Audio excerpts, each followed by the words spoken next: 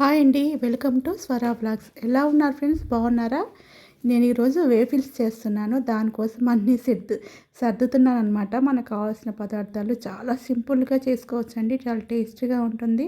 కాకపోతే మనకు waffles machine కావాలి. ఆ మిషన్ నేను కొన్నాను.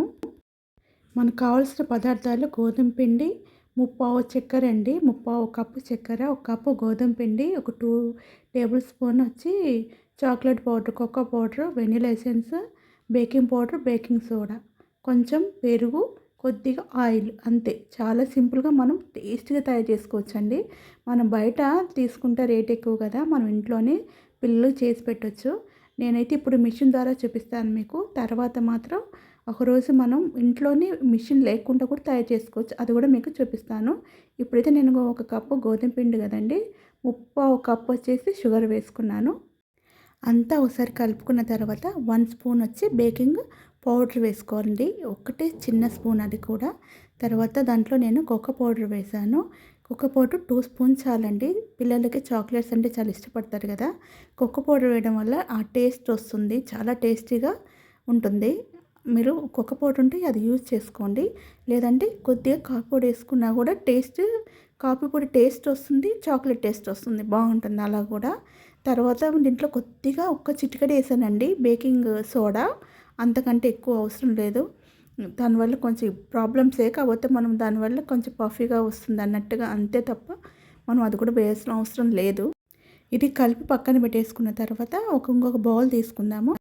కొద్దిగా పెరుగండి, జస్ట్ ఒక టేబుల్ స్పూన్తో ఒక 3 ఉంటుంది అనుకుంటాను, ఒక 2, 3 అంతే, అంతకంటే ఎక్కువ అయితే ఏం లేదు. అది కొంచెం గిల్లుగొట్టినట్టు అన్నట్టుగా. తర్వాత కొంచెం ఒక 2 టేబుల్ స్పూన్ ఆయిల్ చాలండి, అంతకంటే అవసరం లేదు. 2 స్పూన్ల పెరుగు, 2 స్పూన్ల ఆయిల్, ఆయిల్ బదులు మనం బటర్ కూడా వేసుకోవచ్చు. ఇప్పుడు అది బాగా మిక్స్ చేసుకోండి.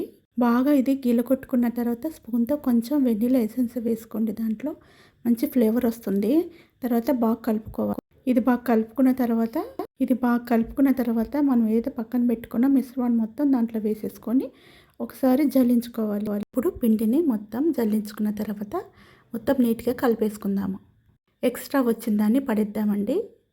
తర్వాత కలిపేసుకుందాం. ఇప్పుడు లైట్ వచ్చింది కదంటే, ఆగిపోయిన తర్వాత మనం దాంట్లో వేసుకోవాలి. బటర్ వేసుకోండి, బటర్ లేకపోతే నెయ్యి అయినా యూజ్ చేయొచ్చు. తర్వాత దాంట్లో కొద్దిగా వేసేసుకొని క్లోజ్ చేస్తే అయిపోతుందండి. చూడండి అయిపోయింది కదా. ఇప్పుడు తీసి కొంచెం మనం గాలికి ఆరబెట్టినట్టుగా అన్నప్పుడు దాంట్లో కొంచెం క్రంచిగా ఉంటుందండి, కొంచెం రేఫర్ లాగా ఉంటుందన్నమాట, లేకపోతే మెత్తగా ఉంటుంది. ఓకే మరి, బాయ్ మరి.